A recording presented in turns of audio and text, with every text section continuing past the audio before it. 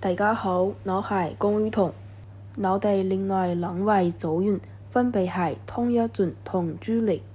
今日我哋想講一個好重要嘅嘢，萬有引力。萬有引力即係所有嘢都會拉住其他嘢，比如我哋企喺地下，唔會跌落去，因為地球拉住我哋。如果我放開一支筆，支筆會跌落地。點解會咁？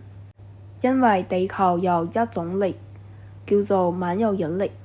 其實唔止地球有呢種力，太陽有，輿論有，所有有重量嘅嘢都有。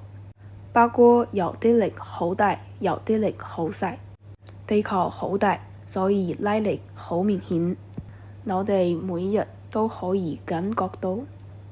但係人同人或者台同椅，拉力好細，我哋感覺唔到。就好似有啲嘢我哋日日見到，但係唔會特別留意一樣。例如手機，我哋日日用，但係唔會諗佢點解會跌落地。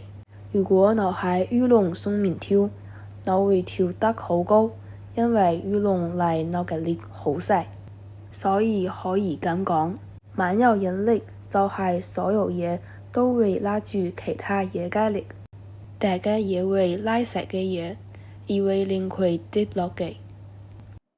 多謝第一位同學。啱啱講到地球拉住我哋，太陽拉住地球。咁月球點解唔飛走？因為月球一路向前行，一路把地球拉住，所以佢唔會直線飛走，而係圍住地球行。呢條路叫軌道，好似一個圓筋。地球都一樣，一路向前行，一路把太陽拉住，所以圍住太陽行。萬有引力主要關乎兩樣嘢，質量同距離。質量越大，引力越大；距離越近，引力都越大。有個好簡單嘅例子，我攞住支筆放手，筆會跌落地，因為筆嘅質量細，但地球嘅質量好大，所以地球會拉住佢。月球唔會跌落地球，因為佢一路向前行，一路把地球拉住，最後變成圍住地球行。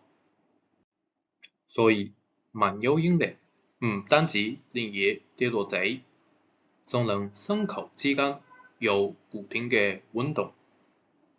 我嘅部分講完，下一位會講呢個概念同工程有咩關係？多謝第二位同學。到我哋呢一部分，我哋想講下萬有引力同土木工程有咩關係？其實好簡單，因為有地球嘅引力，好多嘢都會向下壓，所以就土木工程嗰陣一定要諗呢個問題。先講樓本身有重量，人腿同車都有重量，因為啲重量會向下壓，所以樓要企得穩，大家都要夠實。跟住講橋，橋上面有人又有車，車越多越重，橋受嘅力就越大，所以整橋嗰陣又諗清楚佢頂唔頂得住。斜坡都一樣，山坡上面有泥同石，平時已經被地球拉住，如果落大雨，啲泥塞咗、重咗又鬆咗，就可能向下滑，所以要做好保護，令個地方安全啲。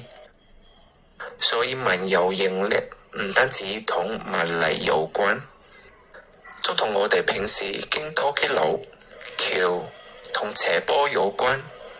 明晒萬有引力對住土木工程好重要，謝大家。